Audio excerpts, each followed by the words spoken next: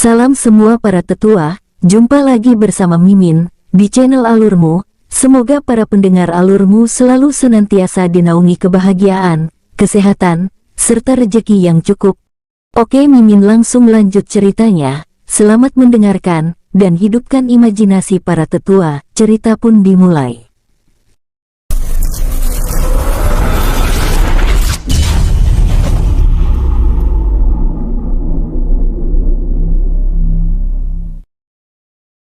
Inilah daftar tingkat kekuatan di novel ini. Semua tingkat seperti biasa ya, yaitu awal, tengah, puncak. True God, setengah dewa, dewa biasa, dewa perunggu, dewa emas, dewa bumi, dewa alam, dewa berlian, dewa langit, dewa penguasa. Dan ini tingkatan untuk dunia dewa, prajurit dewa, kesatria dewa. Mendengar pertanyaan Bai'an, membuat Li Dong cukup bingung, tapi berbeda dengan Li Song. Bai'an dapat melihat wajah Li Song yang tertegun. Aku tahu Tuan Muda, dia adalah tetua pertama dan tetua keempat. Mereka dulu tiba-tiba pulang saat bersama ketua, saat penguasa Liu Wang memanggil mereka dan tiba-tiba ketua luar yang bernama Li Yunso dipanggil. Tapi aku tidak tahu kemana ia pergi sampai saat ini pun mereka belum kembali, tapi aku yakin ini ada kaitannya dengan pertanyaan Tuan Muda. Jawab Li Song jujur. Bai'an yang mendengar itu langsung bertanya kepada Mu Xiaer, "Xiaer, siapa nama orang itu?" "Benar apa yang diucapkan orang di depanmu kakak, namanya Li Yunso." Mendengar jawaban Mu Xiaer, Bai'an langsung mengangguk. "Baiklah, aku akan langsung memberitahu tugas kalian. Dan tugasnya sangatlah sederhana," kata Bai'an sambil melirik Li Dong dan Li Song. Li Song dan Li Dong langsung mengangguk dan serius untuk mendengar apa tugas mereka. "Kalian hanya perlu membawa kami ke klan Li, dan aku ingin kalian berdua memprovokasinya. Tentu kami juga akan ikut membantu memanas-manasi mereka, agar aku dapat melihat siapa yang benar-benar pengikut penguasa Liu Wang." Setelah mengatakan hal itu, Bai'an kemudian dituntun oleh Li Song dan Li Dong. Tak lupa Pak Tua Ho ikut bersama mereka atas permintaan Bai'an. Karena menurut Bai'an, Pak Tua Ho ini cukup baik dalam bidang informasi. Beberapa menit kemudian, Bai'an, Lang Zai, Pixiu, Li Dong, Li Song dan Pak Tua Ho kini sudah sampai di gerbang klan Li. Saat mereka akan berjalan masuk, sebuah teriakan menghentikan langkah mereka. "Oh, sudah bisa keluar seenaknya ya, datang juga seenaknya, membawa orang luar pula." Orang yang bicara adalah tetua pertama, yang ditemani beberapa tetua untuk memanasi tetua ketiga dan tetua agung. Dapat terlihat jelas rencana licik mereka. Yang bicara tadi adalah tetua pertama, bisik Li Song. Bai'an mengangguk dan melirik mereka. "Apa hakmu melarangnya? Kau saja seenaknya keluar masuk dan membawa tamu padahal posisimu hanya tetua pertama. Sedangkan dia yang posisinya jauh lebih tinggi yang kini menjadi tetua agung. Mengapa harus melapor kepada cecunguk sepertimu?" kata Bai'an menyeringai di balik jubahnya. Alis tetua pertama langsung terangkat, auranya langsung keluar. "Siapa kau? Apa aku mengizinkanmu untuk bicara?" kata tetua pertama dengan suara dingin. "Oh, apa kau tak terima? Berarti ucapanku tadi benar, kau hanya cecunguk yang mengandalkan penguasa Liu Wang untuk mencoba menekan tetua agung dan tetua ketiga. Benar-benar lancang kau, aku akan membunuhmu." Teriak tetua pertama melesat ke arah Bai'an, karena tidak tahan menahan amarahnya. Wus wus wus. Saat ayunan tangan tetua pertama hendak mengenai wajah Bai'an, sebuah aura langsung menekannya hingga hampir berlutut. "Apa kau ingin mati dengan tidak memandangku tetua pertama?" kata Li Dong yang sejatinya memang lebih kuat dari tetua pertama. "Memandangmu?" Tetua pertama langsung mendengus ke arah Li Dong. "Walau kau tetua agung dan kekuatanmu lebih tinggi dariku, tapi kekuatan yang mendukungku di belakang jauh lebih kuat darimu. Coba saja kau lawan atau lukai aku sedikit saja," kata tetua pertama menyeringai menantang Li Dong. "Oh, kami tidak takut pada kekuatan yang mendukungmu di belakang," dengus Bai'an. "Apa kau bilang?" teriak para tetua. Kondisi kini mulai memanas. Bai An tertawa dalam hatinya. Coba kau katakan lagi apa yang kau ucapkan tadi. Kini aura tetua pertama mulai keluar bersamaan dengan tetua keempat, dan para tetua yang merasa direndahkan oleh Bai An. Ampun, jangan kroyok aku, canda Bai An yang membuat gelak tawa bagi pendukung Li Dong dan Li Song, yang kini baru saja datang untuk mendukung dan melindungi mereka. Saat melihat pihak dari tetua agung, dan tetua ketiga datang dan menertawai mereka. Hal itu membuat wajah mereka memerah. Walau pihak tetua agung dan tetua ketiga hanya kultivator tingkat rendah, namun jumlah mereka ada ribuan, terlebih lagi mereka adalah anggota klan Li cabang yang pernah mereka tindas. Saat tetua pertama ingin mengatakan sesuatu, tetua keenam dan tetua ketujuh datang. Wus wus wus gedebu. Kedua tetua inti itu membisikkan sesuatu kepada tetua pertama yang membuatnya tersenyum bahagia. Li Song, kau yang maju sebagai calon ketua, bagaimana kalau kita langsung mulai saja ambil suara terbanyak, untuk siapa yang pantas menjadi ketua di antara kita? Tiba-tiba tetua pertama mengatakan hal itu, yang mana membuat tetua ketiga Li Song merasa ada yang tidak beres. Oh, boleh juga itu. Mari kita lihat siapa yang lebih pantas, apakah para pecundang ini atau tetua ketiga. Kata Bai An memprovokasi. Kau, masalah kita belum selesai. Jika masalahku dengan tetua ketiga selesai, maka berikutnya, aku akan memburusmu. Sebaiknya kau bersihkan lehermu sebelum aku memotongnya. Ucap tetua pertama secara terang-terangan. Oh atut, ucap Bai An menyeringai kemudian menambahkan, sebaiknya kaulah yang membersihkan lehermu tua bangka. Karena tak tahan dan membuat emosinya semakin melunjak, tetua pertama dan para pengikutnya langsung pergi meninggalkan Bai An dan yang lainnya. Ikuti mereka, ucap Bai An serius melalui telepati kepada Pixiu. Wus wus wus. Pixiu langsung menghilang mengikuti mereka, tidak ada yang menyadari kepergian Pixiu kecuali Pak Tua Ho, yang dari tadi selalu mengawasi gerak-gerik Lang Zai dan Pixiu. Apakah tidak apa-apa terlalu memprovokasi mereka? Aku takutnya mereka mengancam kita menggunakan keluarga kami, dan mengirim orang-orang dari penguasa Liu Wang atau teratai hitam untuk menjebak kita. Bisik Li Dong kepada Bai An. Kau tenanglah, ucap Bai An yakin. Mendengar suara Bai An yang sangat yakin, membuat hati Li Dong menjadi tenang. Siaer, apakah sudah? Tanya Bai An. Kau ini, memalukan sekali. Memerintahku untuk mencuri sumber daya yang tak seberapa ini, dengusmu Siaer. Bai An terkekeh di balik jubahnya. Tak ada yang menyadari jika Mu Siaer keluar dan menguras semua sumber daya dari klan Li, tidak terkecuali cincin penyimpanan mereka juga hilang habis dicuri oleh Mu Siaer. Kini sudah tidak ada yang tersisa di klan Li, tinggal menunggu amarah mereka saja. Kurang ajar, siapa yang berani mencuri sumber daya milik klan Li? Teriakan tetua pertama menggema hingga dapat didengar oleh Bai An. Siapapun kau, aku akan membunuhmu bangsat. Oh, cincin penyimpanan di jariku juga hilang. Siapa yang mencuri cincin penyimpananku? Teriakan marah silih berganti, hingga tetua Li Dong dan Li Song pun ikut kehilangan cincin penyimpanan mereka. Hal itu tidak membuat mereka terlalu marah, dan mereka berusaha untuk tenang agar bisa mencari siapa pelakunya.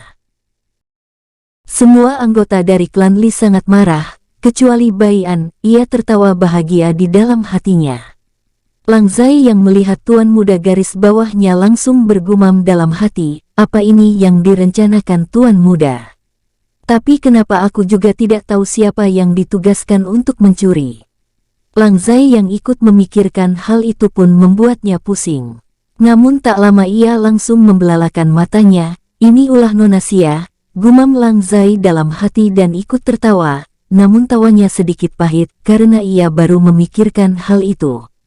Tak lama kemudian, wus wus wus, tetua pertama, tetua keempat, tetua keenam dan seseorang pria tua terlihat berwibawa datang, dengan niat membunuh yang kejam.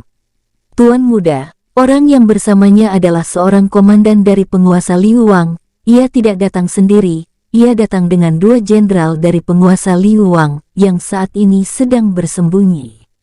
Jadi komandan ini hanya umpan ya, gumam Bai An saat mendengar informasi dari Pixiu.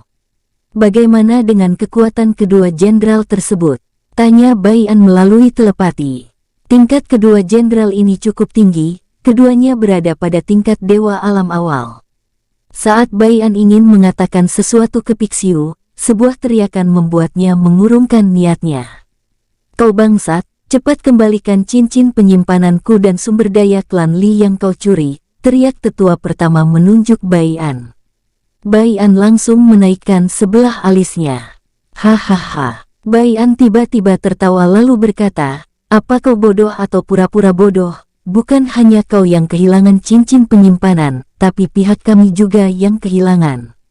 Buka matamu lebar-lebar bodoh, kata Bai An dengan nada dingin. Dia benar, apa karena kau kalah bicara membuatmu frustasi dan asal menuduh, sungguh tidak beretika. Kata Li Dong ikut marah saat tetua pertama menuduh Bai An. Komandan yang tadi diam langsung memanasi, jika ia bukan pencurinya, lalu siapa? Coba kau periksa dia, jika bukan dia, kita bisa mencari orang-orang di sebelahnya. Kata komandan itu dengan suara dingin, karena ia juga kehilangan cincin penyimpanannya saat baru datang ke sini. Wajah Bai An berkedut-kedut. Oh, jadi kau menuduh kami. Bagaimana kalau kami saja yang memeriksa pihakmu? Kita periksa kalian terlebih dulu. Jika ada di antara kalian yang masih memakai cincin penyimpanan di jarinya, berarti dialah pelakunya.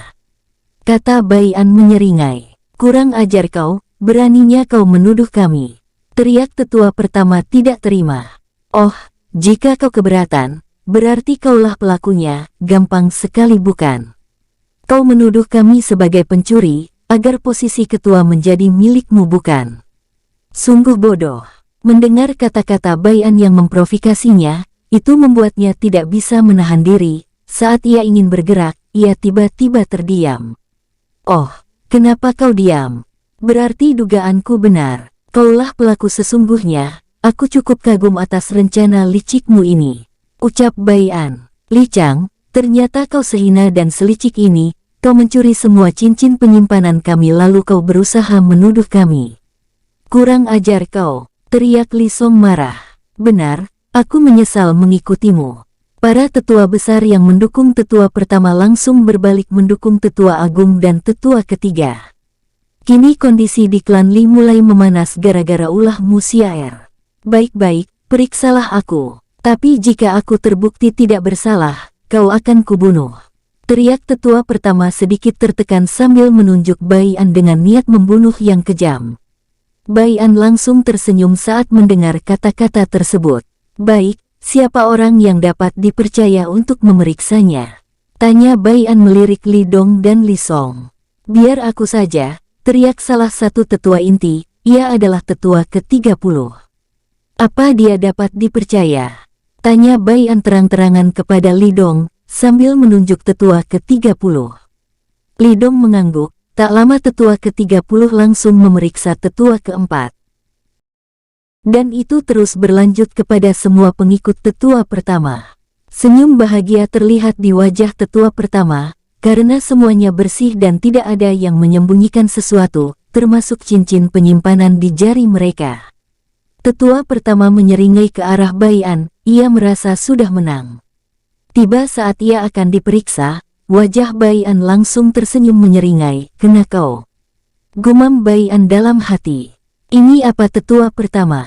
Dengan wajah tak percaya, tetua pertama tiba-tiba kaget saat ia melihat cincin penyimpanannya ada di balik jubahnya.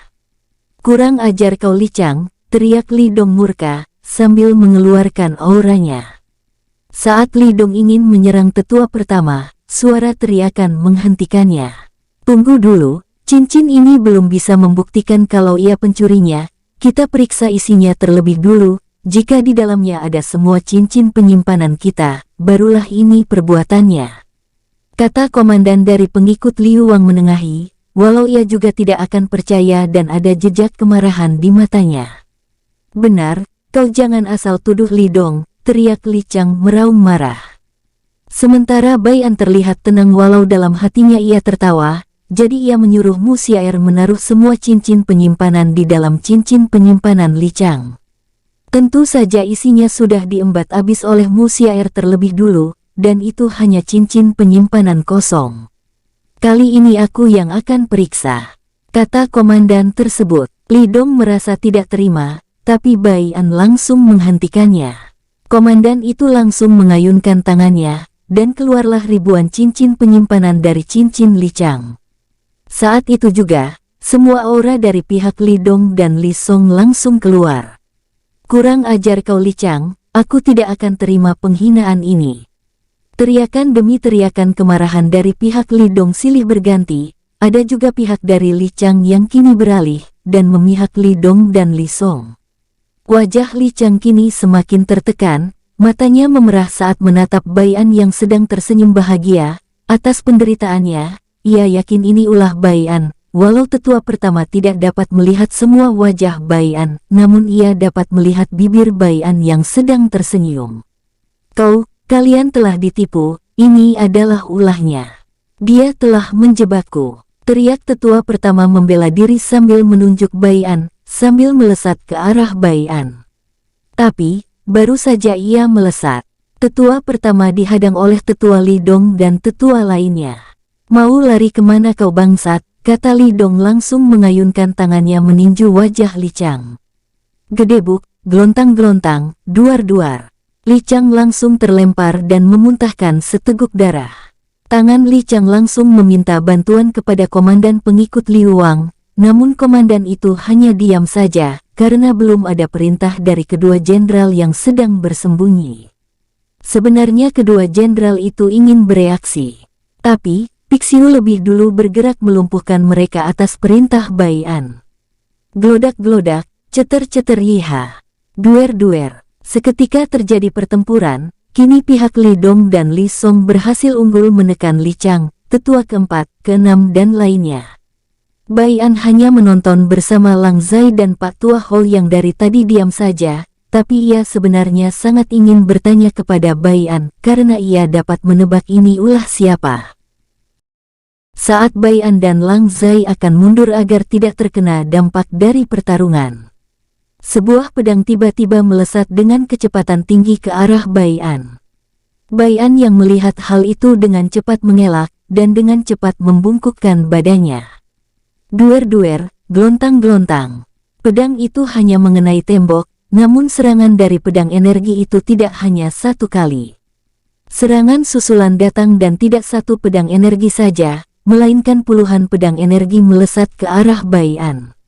Lang Zai yang melihat itu ingin membantu, namun Bai An langsung menyuruhnya pergi bersama Pak Tua Hou. Ia tidak ingin selalu dilindungi oleh Lang Zai dan saudaranya yang lain.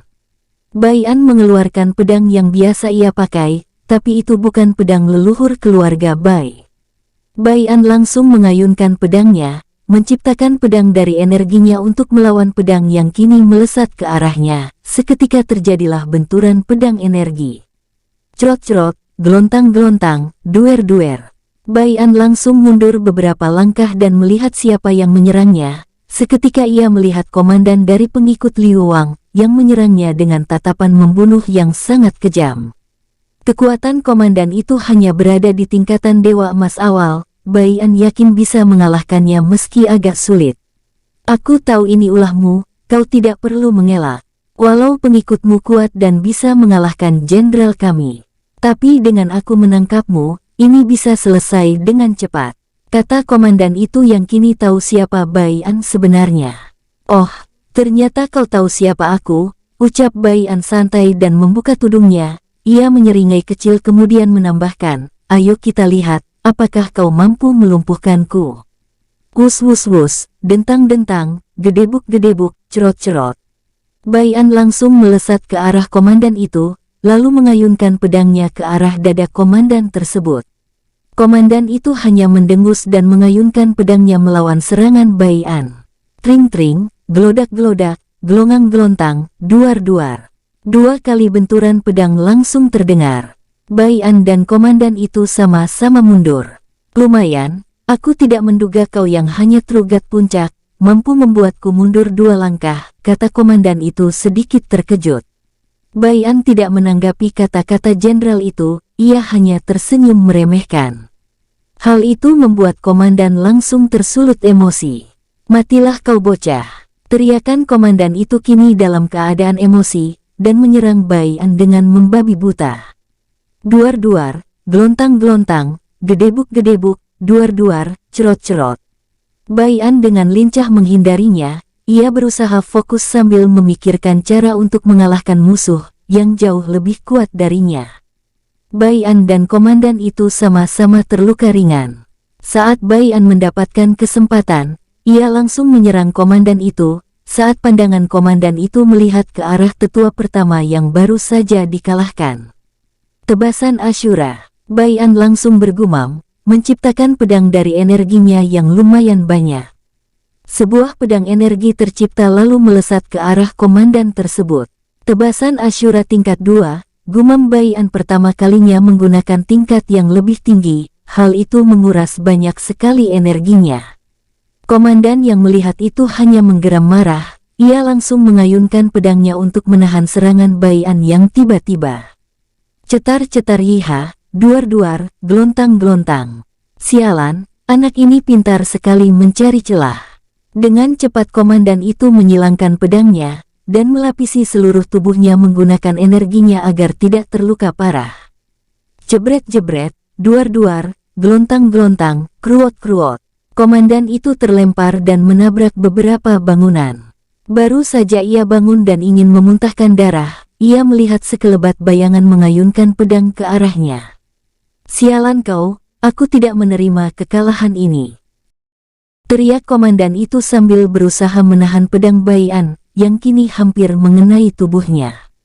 Namun sudah terlambat. "Matilah dengan penyesalan komandan idiot," gumam Bai An. Kres-kres-kres, gedebuk-gedebuk, atah-atah. Dada komandan itu langsung robek dan darah seketika muncrat. Namun komandan itu belum mati, hanya sekarat saja. Bai An tersenyum menyeringai melihat komandan yang sedang sekarat. "Sudah mau mati, tapi masih sombong," kata Bai An dengan nada mengejek. Bai An langsung mengayunkan pedangnya ke arah leher komandan itu. "Titip salam pada Dewa Neraka," kata Bai An dingin. Sret-sret, gedebuk. Suara kepala komandan itu terjatuh, dan menggelinding dengan mata melotot. Setelah membunuh komandan itu, Bai An masih belum puas. Ia langsung berlari ke arah para pengikut tetua pertama, lalu membantai mereka satu persatu. Ciat yiha ceter-ceter, gelontang-gelontang. Tubuh terbelah dua, kepala terpotong kini berserakan di mana-mana. Hal itu membuat para pengikut Li Dong dan Li Song merasa ngeri. Terlebih lagi, orang-orang yang kini beralih mendukung Li Dong dan Li Song, mereka merasa beruntung. Karena jika mereka masih mendukung tetua pertama, mereka pasti akan menjadi mayat sekarang. Baju Bai An berlumuran darah, ia seperti iblis yang haus darah saat membunuh musuhnya. Saat ini pandangan Bai An tertuju kepada tetua pertama dan keempat yang sedang sekarat. Tubuh tetua pertama dan tetua keempat langsung gemetaran. "Apa yang ingin kau lakukan? Jika kau membunuhku, maka penguasa Liu Wang akan mencari dan memburumu," teriak tetua pertama sambil melangkah mundur. Bai An semakin menyeringai dan seperti iblis yang haus darah, "Orang tua bau tanah sepertimu berani mengancamku. Jenderal dari teratai hitam yang jauh lebih kuat darimu, melarikan diri saat melihatku, kau yang bau tanah berani mengancamku. Hahaha. Dasar orang tua sampah bodoh."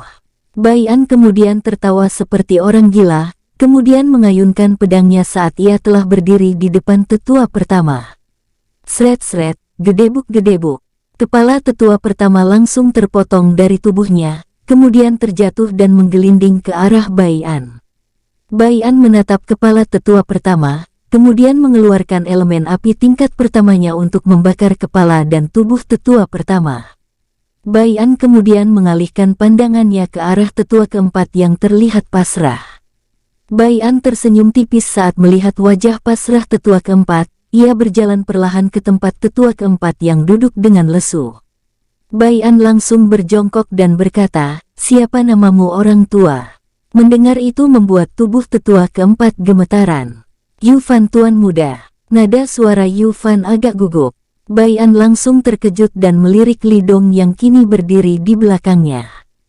Seakan mengerti arti tatapan Bai An, Li Dong langsung menjelaskan. Ia bukan dari marga Li Tuan Muda, ia adalah budak dari ketua yang Tuan Muda bunuh kemarin, namun segel di tubuh budak ini belum hilang, sehingga ia tetap setia mengikuti perkataan tetua pertama dan ketua. Bai An langsung mengangguk-angguk, ia cukup mengerti tentang segel budak, jika Yu Fan tidak mengikuti perkataan atau perintah dari tuannya, maka ia akan tersiksa, jadi ia dengan terpaksa harus mengikutinya. Kenapa harus ada 2 tuan? Tanya Bai An kepada Yu Fan. Bukan cuma 2 tuan-tuan muda, tapi 3 tuan muda, kata Yu Fan menunjukkan 3 tanda segel budak di dadanya. Saat melihat 3 tanda segel budak di dada Yu Fan, Bai An langsung bertanya kepada Mu Xiaer. Mengapa ia sampai ditandai 3 segel budak? Mendengar pertanyaan Bai An, Mu Xiaer langsung menjawab. Bukan 3, melainkan ada 4 kakak, yang satunya adalah untuk menyegel kekuatan sejatinya, agar ia tidak bisa melawan pengaruh segel budak yang terpasang, dan orang ini cukup kuat, bahkan lebih kuat dari Lang Zai dan Pixiu. Mata Bai An terbelalak saat mendengar jawaban dari Mu Xiaer. Bai An langsung menatap Yu Fan dengan tajam, dan Bai An ingin mengetes kejujuran Yu Fan. Mengapa kau bisa disegel sampai 3 kali segel budak dan orang yang berbeda-beda? Itu, maaf Tuan Muda, saya tidak bisa menjelaskannya jika banyak orang. Jawab Yu Fan menunduk. Bai An langsung menghela nafas panjang saat mendengar jawaban dari Yu Fan. Saat Bai An ingin mengatakan sesuatu, Mu Xiaer langsung menyuruhnya untuk tidak bertanya di tempat umum, karena ini cukup pribadi dan penting. Bai An langsung mengangguk. Kau ikuti dulu saudaraku yang di sana, tunjuk Bai An mengarah ke Lang Zai. Yu Fan langsung mengangguk dan melesat ke arah Lang Zai. Bai An kemudian melihat sekeliling dan ia melihat masih banyak musuh, namun mereka telah menyerah dan pasrah akan hidup mereka. Bagaimana cara kita mengurus para pengikut penguasa Liu Wang ini Tuan Muda? Aku takut jika dibebaskan, mereka akan menyebar berita ini kepada penguasa Liu Wang. Bisik Li Song yang baru datang. Bai An langsung mengerutkan keningnya. Apa kalian tidak percaya kepada anggota keluarga kalian sendiri? Bukankah kalian sama-sama dari klan Li? Tanya Bai An cukup bingung melihat ke arah Li Song dan Li Dong, yang terlihat ingin membunuh mereka semua. Bukan masalah dari klan yang sama Tuan Muda, namun mereka dulu sering menyiksa dan membunuh banyak orang termasuk dari klan mereka sendiri. Jawab Li Song agak gugup. Benar yang dikatakan tetua ketiga, jika dibiarkan hidup, kami takut mereka akan tetap mengulang kelakuan mereka, dan kami takut mereka akan berkhianat jika dibebaskan. Li Dong langsung membenarkan ucapan Li Song tadi. Bai An langsung merenung menundukkan kepalanya, tak lama ia mengangkat kepalanya. Begini saja, kalian tahan saja mereka dulu. Jika ada perubahan, maka kalian bebaskan.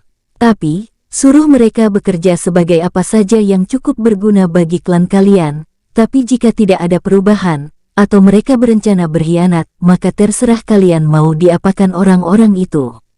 Mendengar ucapan Bai An, Li Song dan Li Dong langsung mengangguk. Menurut mereka berdua, Bai An ada benarnya juga.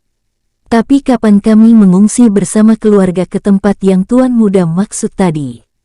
Tanya Li Dong. Untuk saat ini, kalian tinggal di klan terlebih dahulu. Tutup rapat klan ini dan jangan sampai ada informasi yang keluar tentang masalah ini, ucap Bai An. Li Dong dan Li Song langsung mengangguk patuh, kemudian pergi untuk membawa para tahanan ke ruang tahanan. Ada juga beberapa yang terluka serius dibawa ke balai pengobatan klan Li. Setelah melihat-lihat, Bai An kemudian melirik ke arah tertentu, di mana Pixiu berada sedang mengikat kedua jenderal pengikut penguasa Liu Wang. Bunuh mereka. Satu kata dari Bai An langsung membuat kedua jenderal tersebut mati. Pixiu yang baru saja membunuh kedua jenderal itu, langsung menghampiri Bai An. Apakah kau sudah dapat saudara Pixiu? Tanya Bai An langsung tanpa basa-basi. Pixiu hanya mengangguk tanpa mengeluarkan suara. Melihat anggukan Pixiu, Bai An langsung melesat ke arah Lang Zai, Pak Tua Hou dan Yu Fan. Wus wus wus. Xiaer, Apakah tidak apa-apa jika aku membawa orang luar masuk ke dalam dunia jiwa? Mendengar pertanyaan Bai'an, Mu Xiaer langsung menjawab, tidak boleh, kecuali dia pengikut yang akan menjadi saudara bagimu, belum saatnya kau membawa mereka berdua. Suara dingin Mu Xiaer membuat Bai'an menelan ludahnya sendiri. Baiklah kita akan kembali ke tempat nenekku dulu. Lang Zai, Pixiu dan Pak Tua Ho langsung mengangguk. Bai'an kemudian melirik Yu Fan dan berkata, Yu Fan ikuti kami, ada yang ingin ku bicarakan kepadamu. Yu Fan hanya diam saja, ia terlihat ragu sejenak. Hal itu membuat Bai'an cukup bingung. Tuan muda, bukannya aku tidak mau ikut denganmu, namun aku tidak bisa mengikutimu, karena meskipun orang yang memasang 2 segel budak kepadaku telah mati. Tapi, 1 orang yang memasang segel budak kepadaku masih hidup. Kata Yu Fan merasa bersalah, kemudian menambahkan. Apakah tuan muda tidak sadar, mengapa 2 segel ini tidak hilang, padahal 2 orang yang memasang segel budak kepadaku telah mati? Bai'an tiba-tiba membelalakkan matanya, begitu juga dengan Lang Zai, Pixiu dan Pak Tua Ho. Jadi selama ini mereka telah dipantau melalui Yu Fan dengan segel budak yang tersisa. Xiaer, apakah kau tahu siapa salah satu yang memasang segel budak tersebut? Tanya Bai'an. Kau tanya saja kepada orangnya, mengapa harus selalu bertanya kepadaku, kata Mu Xiaer dengan dingin. Bai'an merasa kesal saat mendengar jawaban Mu Xiaer. Ikuti aku, kita bicara di tempat lain. Kata Bai'an melesat ke arah salah satu rumah dari klan Li. Wus wus wus, Lang Zai, Pixiu, Yu Fan dan terakhir Pak Tua Ho langsung mengikuti dari belakang. Beberapa menit kemudian, hanya Bai'an dan Yu Fan yang berada di dalam salah satu ruangan. Lang Zai, Pixiu dan Pak Tua Ho disuruh berjaga di luar. Bai'an menatap Yu Fan dengan intens. Siapa orang terakhir yang memasang segel budak kepadamu? Tanya Bai'an. Dia adalah penguasa Liu Wang, jawab Yu Fan cukup gugup dan terlihat pasrah. Namun ia tiba-tiba membelalakkan matanya, mengapa tidak terjadi sesuatu kepadaku? Gumam Yu Fan. Bai'an langsung tersenyum, kau tenang saja, tidak akan terjadi apa-apa kepadamu. Jadi kau bisa puas mengatakan semua rahasiamu termasuk segel yang menyegel kekuatanmu. Kata Bai'an tersenyum tipis. Lagi-lagi Yu Fan membelalakkan matanya karena kejut. Siapa sebenarnya kau, tuan muda? Bukan siapa-siapa, dan suatu saat nanti kau akan mengetahuinya, yang sekarang bertanya adalah aku. Jadi kau harus jawab dengan jujur.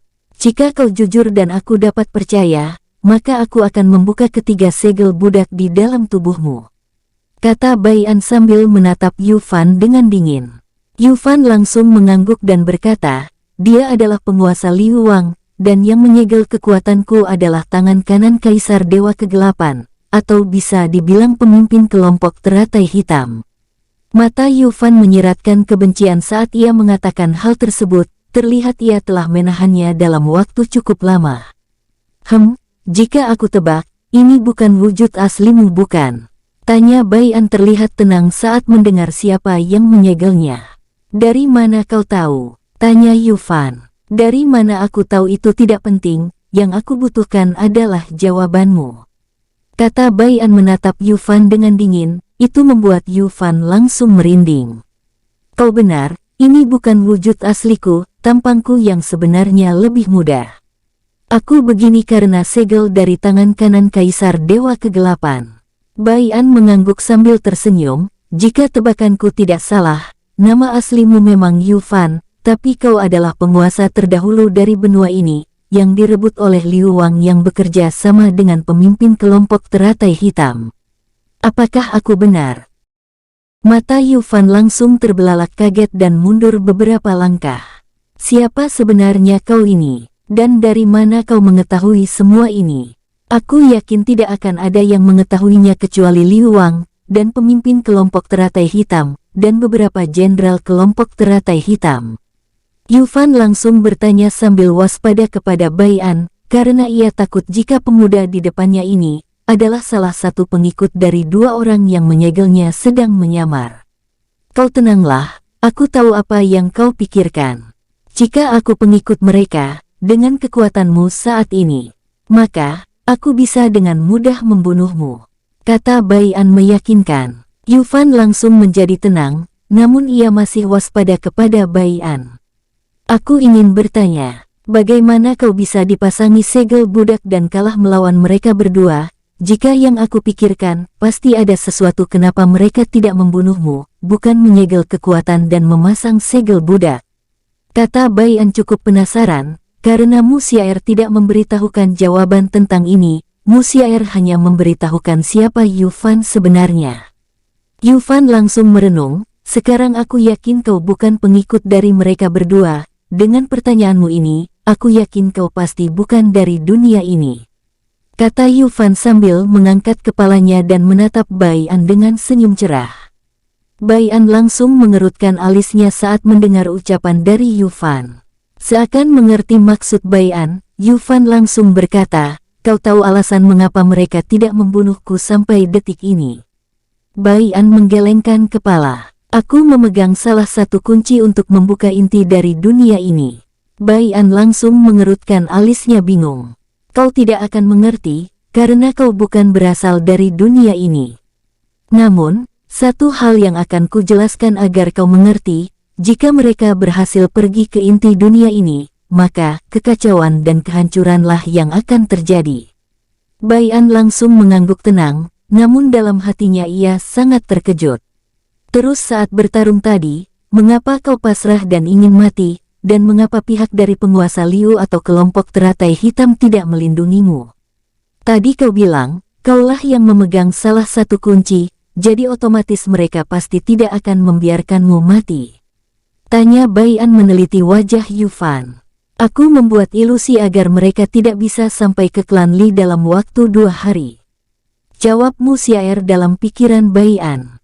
Sedangkan Yu Fan juga agak bingung mau menjawab apa, karena pertanyaan Bai An ini ada benarnya juga. Aku juga tidak tahu, mungkin jika aku mati, mereka berpikir akan mencari di mana aku menyembunyikan kuncinya, namun mereka pasti tidak akan bisa menemukannya. Karena jika aku mati, maka kuncinya juga akan ikut hancur, kata Yu Fan kepada Bai An. Bai An mengangguk dan menatap Yu Fan, jika aku membuka segelmu, mereka pasti akan curiga. Yu Fan mengerutkan keningnya, aku juga tidak yakin kau bisa membuka segel budak ini, kata Yu Fan. Bai An tersenyum tipis, inilah kata-kata yang ingin ia tunggu dari Yu Fan.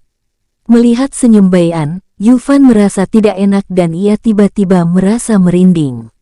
Bagaimana jika kita taruhan, ucap Bai An dengan tenang. Taruhan, ucap Yu Fan bingung. Taruhannya cukup gampang. Jika aku bisa membuka ketiga segel budak yang ada pada tubuhmu, maka kau harus menjadi pengikutku, dan kau bisa tenang, aku juga akan membuat segel palsu, agar Liu Wang tidak curiga. Bai An tersenyum tipis, namun di balik senyumnya, ia merasa Yu Fan kini telah masuk dalam genggamannya. Yu Fan langsung mengerutkan keningnya. Jika apa yang kau ucapkan ini benar, apalagi kau bisa membuka segel kultivasiku. Bukan sebagai pengikutmu saja, bahkan aku bersumpah akan menjadi budakmu. Aku lebih baik menjadi budakmu daripada orang-orang yang serakah, dan ingin merusak dunia mereka sendiri. Bai An cukup terkejut mendengar ucapan Yu Fan yang terlihat serius.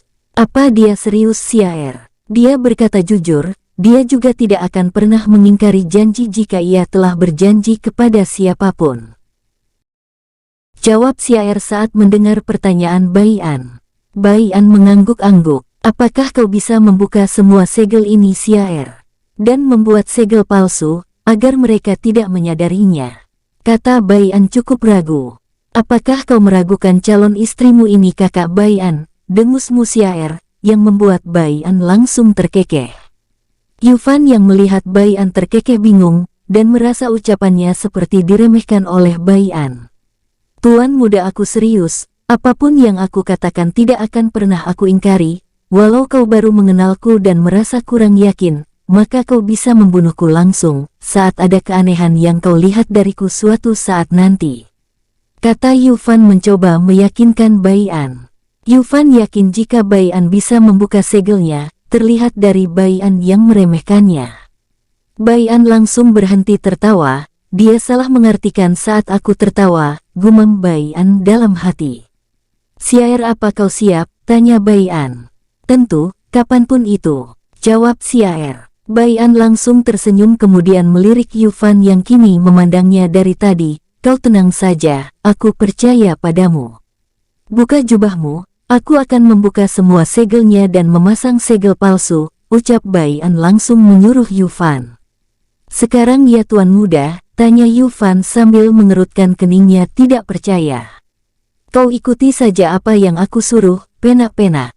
Dengus Bai An yang membuat Yufan langsung tersenyum pahit. Yufan langsung membuka jubahnya dan memperlihatkan tubuhnya yang berisi. Dapat terlihat jika tubuh dan wajah Yufan jauh berbeda. Tubuh Yufan terlihat seperti tubuh berusia 40 tahunan yang masih kencang, berbeda dengan wajahnya yang terlihat tua. Melihat Yufan telanjang dada, Bai An kemudian berkata, bisakah kau maju ke sini, agar memudahkanku untuk menghapus segelnya? Tanpa banyak tanya, Yufan langsung maju. Bai An kemudian menggerakkan tangannya tak karuan, hal itu membuat Yufan ingin mengatakan sesuatu. Namun, tiba-tiba terjadi sesuatu. Gambar segel di tubuh Yufan langsung bersinar, yang membuat Yufan merasa kepanasan. Yufan terlihat menggigit bibirnya untuk mencoba menahan rasa panas di tubuhnya. Jangan ditahan, jika kau ingin berteriak, berteriaklah, kata Bai An kini melihat Yufan kesakitan. Tak lama kemudian, oh yes oh no cerot-cerot. Ruangan Yufan bergema sangat keras. Lang Zai, Pixiu dan Pak Tua Ho yang asik mengobrol langsung kaget mendengar teriakan Yufan, yang terdengar menyedihkan dan berusaha menahan rasa sakit. Bahkan teriakan Yufan dapat terdengar sampai aula klan Li, yang membuat Li Dong dan Li Song cukup merinding, karena mereka tahu ini suara teriakan siapa. Apa tuan muda sedang menyiksa tetua keempat? Tanya Pak Tua Ho kepada Lang Zai dan Pixiu yang terlihat masih tenang. Kau cukup duduk santai dan nikmati arakmu saja Pak Tua, kata Pixiu sambil meneguk araknya.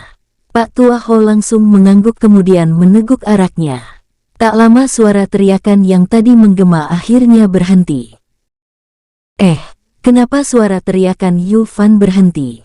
Aura dari tuan muda dan Yufan juga menghilang. Pak Tua Ho langsung bertanya kepada Lang Zai dan Pixiu dengan nada khawatir. Lang Zai langsung menjawab, kau tenanglah Pak Tua, aku tahu siapa yang kau khawatirkan sebenarnya. Dia tidak kenapa-kenapa. Pak Tua Ho langsung tertegun dan kini wajahnya mulai pucat saat identitasnya diketahui. Aku bilang tenang ya tenang, minum dulu biar kau merasa baikan, kata Lang Zai menyodorkan arak yang sudah dituang oleh Pixiu. Di dalam ruangan, Bai An menatap Yufan yang auranya kini telah menyebar, dan tekanan dari tubuh Yufan sangat kuat. Bai An berpura-pura menggerakkan tangannya untuk menyegel tempat itu, agar aura dari Yufan tidak keluar dan tidak disadari oleh orang yang berada di luar. Beberapa saat kemudian, Yufan membuka matanya secara perlahan, wajah Yufan terkelupas menunjukkan wajah aslinya. Yufan menatap Bai An yang tenang, walau kekuatan Yufan telah kembali dan auranya merembes mengeluarkan tekanan yang sangat kuat. Yufan melihat Bai An tetap santai dan tidak merasa tertekan. Tak lama, Yufan langsung berjalan ke arah Bai An dan ingin berlutut. Jika kau berlutut, maka kau adalah musuhku. Aku sangat membenci orang yang akan menjadi saudaraku berlutut kepada siapapun, kecuali orang tua dan gurunya. Suara Bai An sangat dingin saat melihat Yufan ingin berlutut kepadanya. Yufan kini menelan ludahnya sendiri, walau ia muda dan kekuatannya tidak seberapa, namun ia sangat tegas dan tidak menganggap bawahannya orang lain, melainkan ia menganggapnya keluarga. Gumam Yufan meneteskan air mata, ia tidak salah mengikuti orang. Kenapa kau malah menangis? Tanya Bai An bingung seperti orang polos. Yufan langsung menggeleng sambil tersenyum, tidak apa-apa tuan muda, aku senang kau menganggapku bukan budak, tapi menganggapku keluarga. Begitulah, karena sebagai keluarga kita bisa saling menjaga satu sama lain. Saat Bai An menyelesaikan kata-katanya, Yufan tiba-tiba menjadi serius, matanya melirik ke satu arah. Walau dihalangi oleh tembok dan segel hening, ia bisa melihat dengan jelas orang yang mengintainya dari kejauhan. Saat Yufan ingin ke sana untuk menangkapnya, ia lebih dulu mendengar suara. Biarkan saja, dia hanya ingin mengecek apa yang terjadi di sini dan mencarimu. Apakah kau mati atau tidak? Kau pura-pura saja seperti biasa dan tekan kekuatanmu seperti biasa. Agar mereka tidak curiga, ucap Bai An santai. Yufan tertegun dan menatap Bai An dengan teliti. Tuan muda, dari mana kau tahu ada penyusup? Tanya Yufan yang terus memandang seluruh tubuh Bai An, yang membuat Bai An risih. Lama-lama kau seperti anak kecil, mirip dengan saudara Long Yuan, ucap Bai An kesal. Yufan langsung terkekeh. Hehehe, aku hanya penasaran saja. Tak lama kemudian, Yufan memasang jubah klan Li. Ia melihat juga segel dari Liu Wang, dan pemimpin kelompok teratai hitam masih tertanam di tubuhnya. Itu membuatnya heran. Namun Bai An memberitahunya itu segel budak palsu. Setelah memasang jubah dan menekan kekuatannya, Yufan langsung menyusul Bai An yang berjalan lebih dulu keluar. Bai An langsung membuka pintu dan melihat wajah khawatir Pak Tua Ho. Hal itu membuat Bai An tersenyum tipis. Bai An langsung melewati Pak Tua Ho dan melihat Lang Zai dan Pixiu masih asik minum arak. Bai An langsung ikut duduk dan mengambil gelas kosong. Pixiu langsung menuangkan arak. Tak lama Yufan ikut duduk bersama Pak Tua Ho. Bai An sempat mendengar Yufan dan Pak Tua Ho sempat bicara, namun ia menghiraukannya. Tuan muda, setelah ini kita akan pergi kemana? Tanya Yufan melalui telepati. Nanti saja dibahas, kita bicara yang biasa-biasa saja dulu, agar penyusup yang mengintai kita tidak curiga. Jawab Bai An melalui telepati. Setelah itu mereka terus mengobrol yang tidak penting, dan tak lama Li Dong dan Li Song datang. Bai An, Lang Zai, Pixiu langsung mengajak Li Song dan Li Dong ikut minum arak. Sedangkan jenderal pengikut Liu Wang yang selalu mengawasi Bai An dan yang lainnya, kini menjadi kesal karena tidak mendapat informasi apa-apa. Jenderal itu melirik ke arah jenderal dari kelompok teratai hitam untuk meminta pendapat. Bagaimana ini? Tanya jenderal pengikut Liu Wang bertanya. Tunggu sampai Tuan memberi arahan, jawab suara dingin jenderal kelompok teratai hitam, yang membuat jenderal pengikut Liu Wang berkeringat dingin.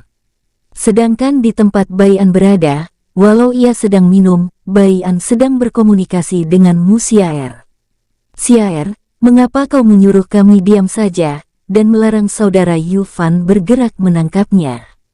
Bukan orang yang mengintaimu yang harus kamu waspadai, melainkan orang yang ada di belakangnya, yaitu pemimpin kelompok teratai hitam saat ini ikut mengawasi kalian.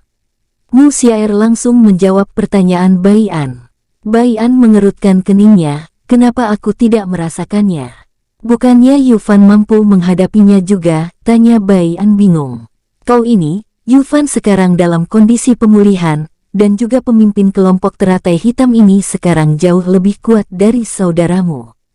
Maka dari itu, saudaramu tidak dapat merasakan kehadirannya. Jawab Mu Xiaer cukup kesal.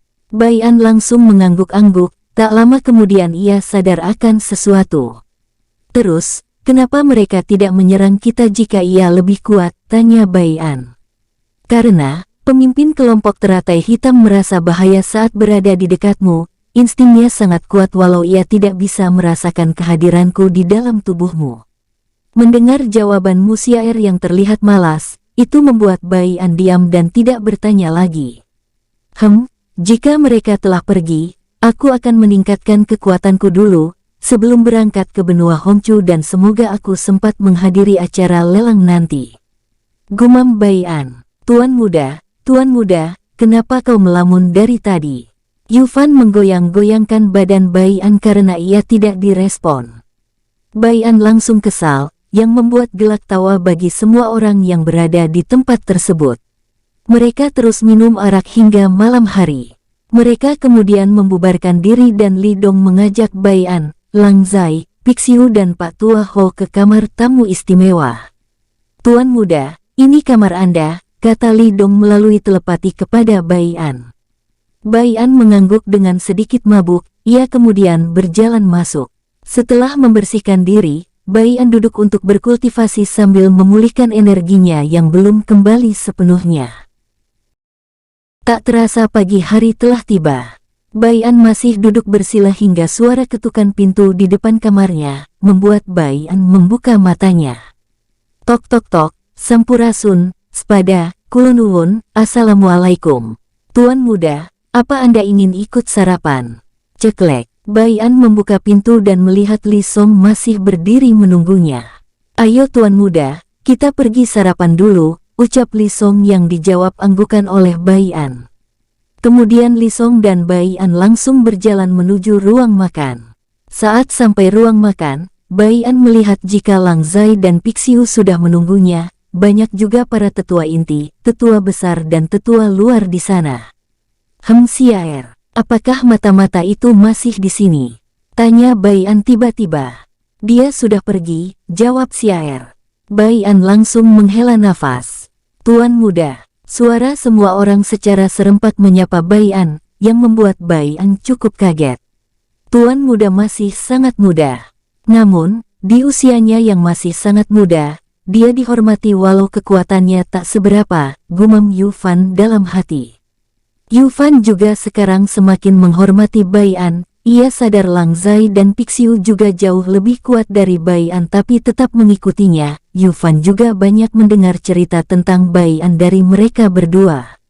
Hal itu yang membuat Yu Fan ingin mengabdi untuk Bai An, sebagai penebusan dosa, karena dulu ia ikut andil dalam tugas menyuruh Li Yunso ke dunia di mana Bai An tinggal. Setelah Bai An duduk, mereka mulai makan dengan mengobrol kecil. Beberapa puluh menit kemudian, aku ingin bicara dengan kalian bertiga, tapi nanti setelah urusan klan Li selesai.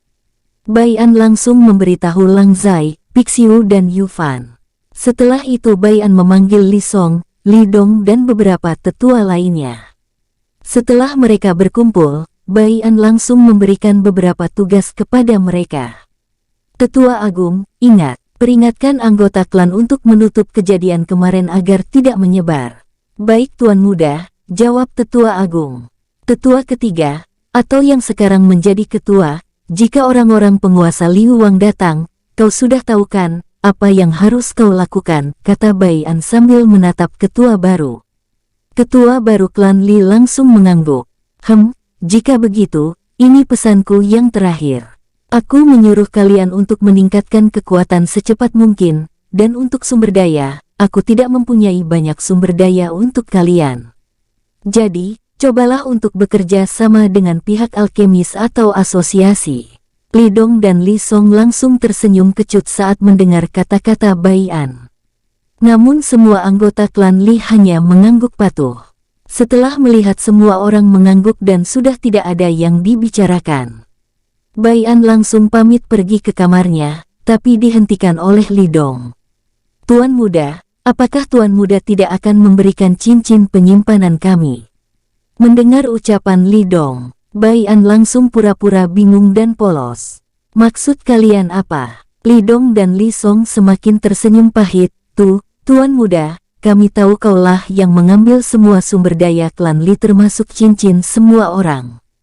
Benar tuan muda. Tuan muda tenang saja, kami cuman ingin isi cincin penyimpanan kami saja, untuk meningkatkan kekuatan kami, tambah Li Song dengan senyum malu-malu. Setelah itu Bai An mengayunkan tangannya untuk mengeluarkan dua cincin penyimpanannya. Ingat rahasiakan ini, ancam Bai An dengan suara dingin. Hehehe, kau tenang saja tuan muda, pokoknya beres. Kekeh Li Dong dan Li Song bersamaan.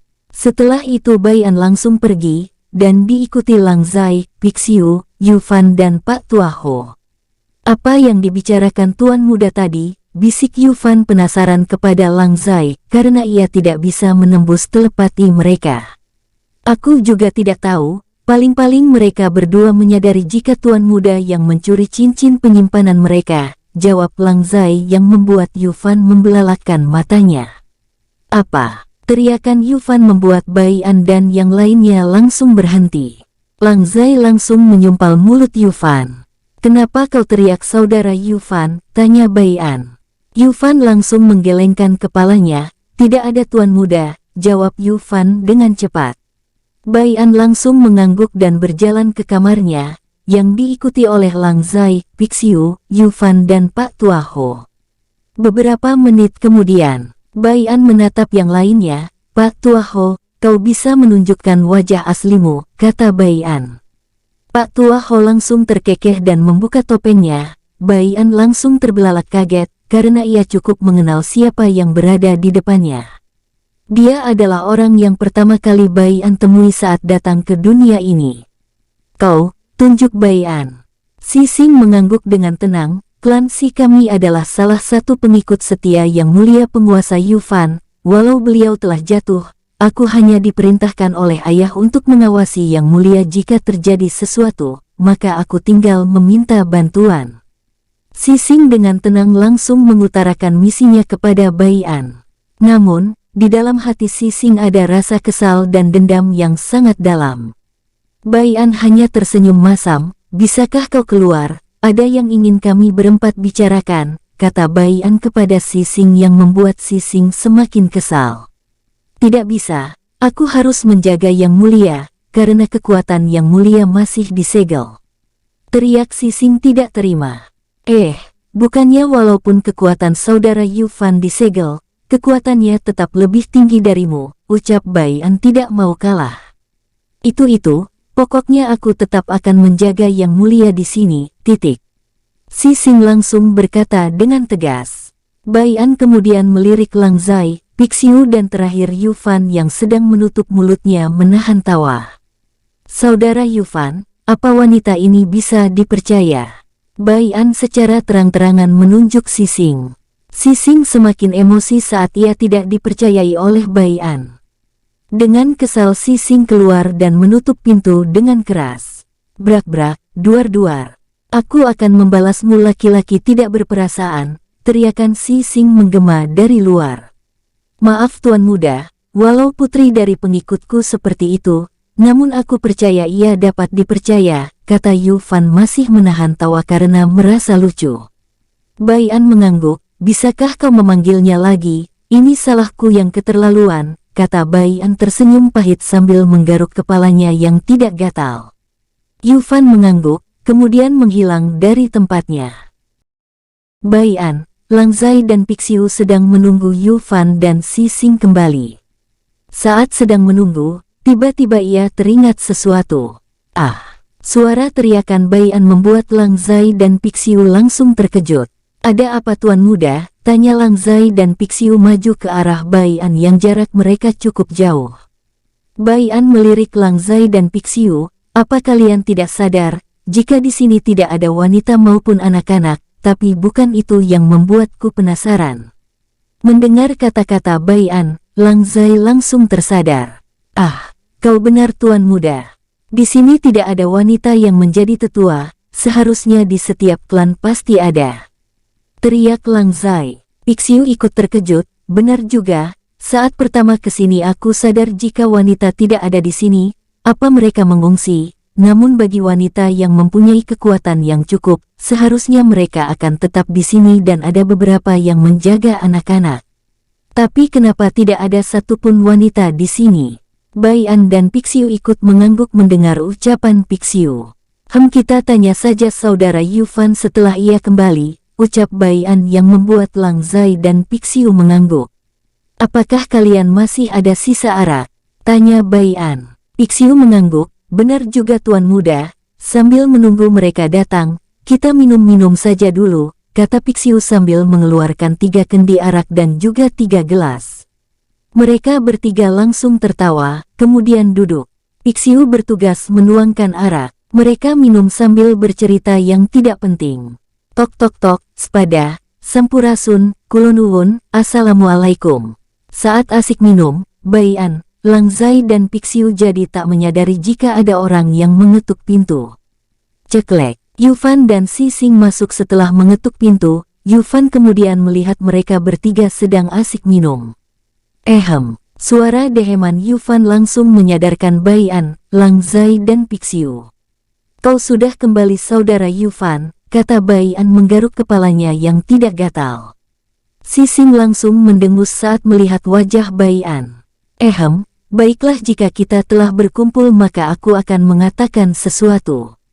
Mendengar ucapan Bai An yang serius, mereka langsung berkumpul.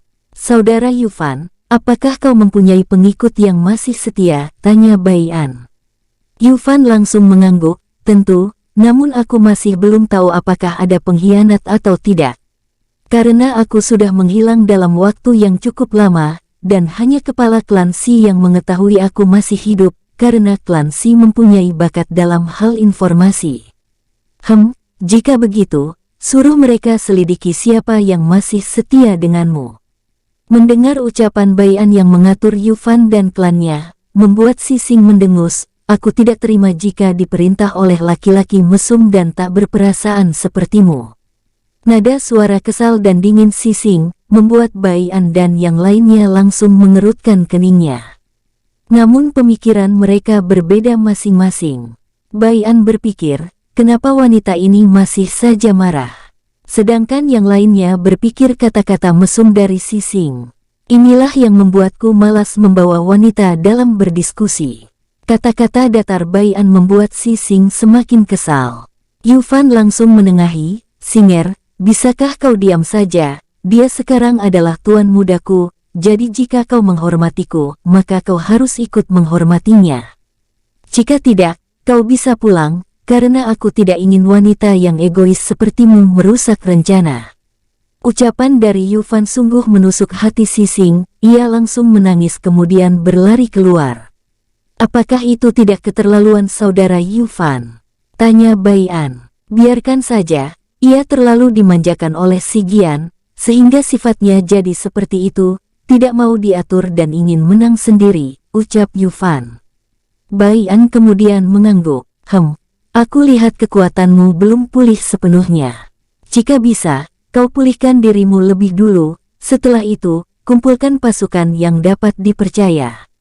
Mungkin tak akan lama perang besar akan terjadi, kata Bai An dengan serius menatap Yufan. Yufan yang sadar akan hal itu langsung mengangguk, jadi, aku tidak bisa mengikutimu untuk saat ini ya tuan muda. Tanya Yufan sedikit enggan. Bai An mengangguk, kau bisa mengejarku jika kekuatanmu telah pulih, kita bisa bertemu di kota Han, perbatasan benua Hongqiu dan benua Hangchen, kata Bai An. Baiklah jika begitu. Apa ada lagi yang ingin kau rencanakan? Tanya Yufan, menyadari ada sesuatu dari Bai An. Bai An langsung mengangguk, setelah kau memulihkan diri, aku ingin kau membuat kekacauan di ibu kota, tempat penguasa Liu Wang pemimpin dari markas pusat kelompok teratai hitam, namun jangan sampai identitasmu ketahuan, kata Bai An tersenyum tipis. Yufan, Lang Zai dan Pixiu langsung mengerutkan keningnya. Kenapa aku harus membangunkan singa yang tertidur? Tanya Yufan penasaran. Justru itulah yang aku inginkan, jika kau sudah membuat kekacauan, kau perhatikan sedetail mungkin semua daerah mereka, karena aku merasa ada yang aneh, tidak mungkinkah mereka sangat ingin membuat dunia yang mereka tinggali musnah. Kata-kata Bai An langsung membuat Yufan kini sadar, selama ini ia tidak pernah terpikirkan akan hal itu, kau benar. Tidak mungkin mereka begini jika tidak ada orang di belakang mereka, selain Kaisar Dewa Kegelapan, kata Yufan. Bai An langsung mengangguk, baiklah, lebih baik kau kejar gadis keras kepala itu dan pulangkan saja dia. Yufan mengangguk, kemudian berdiri, aku pamit. Setelah Yufan mengatakan hal itu, ia kemudian menghilang. Setelah itu, hanya mereka bertiga yang berada di dalam ruangan tersebut. Kalian jemputlah nenek, bibi dan Luaner ke sini, tapi setelah mereka di sini. Suruh mereka jangan menggangguku lebih dulu, karena aku ingin berkultivasi untuk meningkatkan kekuatanku, kata Bai An sambil menatap Lang Zai dan Pixiu. Lang Zai dan Pixiu mengangguk, aku sendiri saja yang menjemputnya, saudara Pixiu biar di sini menjagamu tuan muda, kata Lang Zai langsung menghilang tanpa menunggu jawaban dari Bai An dan Pixiu. Bai An melirik Pixiu, jika nenek, Bibi dan Luaner sampai ke sini, jangan lupa berikan sumber daya dan beberapa pil ini kepada mereka. Di situ juga ada beberapa pil yang cocok untuk meningkatkan kekuatanmu sama saudara Lang Zai. Tingkatkanlah kekuatan kalian juga, ini bukan pesan dariku, tapi dari Xiaer. Mendengar itu, Pixiu langsung mengangguk patuh bersamaan tubuhnya yang agak bergetar. Saat mendengar nama Mu Xiaer, ia masih trauma saat berlatih bersama Mu Xiaer. Pixiu langsung pamit kemudian keluar dan menutup pintu. Kini hanya Bai An sendiri, ia kemudian merobek ruang dan menciptakan lubang hitam menuju dunia jiwa. Wus wus wus, Bai An masuk bersamaan dengan menghilangnya celah yang tadi diciptakan oleh Bai An. Kenapa kau begitu kejam pada wanita tadi? Kakak Bai An, apa kau tidak keterlaluan? Setelah Bai An sampai di dunia jiwa, ia langsung dibanjiri pertanyaan oleh Mu Xiaer yang membuatnya pusing. Tunggu dulu, aku akan mengubah waktu di dunia jiwa, baru aku menjawab pertanyaan Mu Xiaer, kata Bai An mengangkat tangannya. Bai An kemudian memikirkan waktu 1 hari di dunia nyata, dan waktu 1 tahun di dunia jiwa. Kenapa hanya 1 tahun kakak Bai An? Bersambung, sampai ketemu di episode selanjutnya. Semoga kalian semua selalu terhibur, dan terima kasih.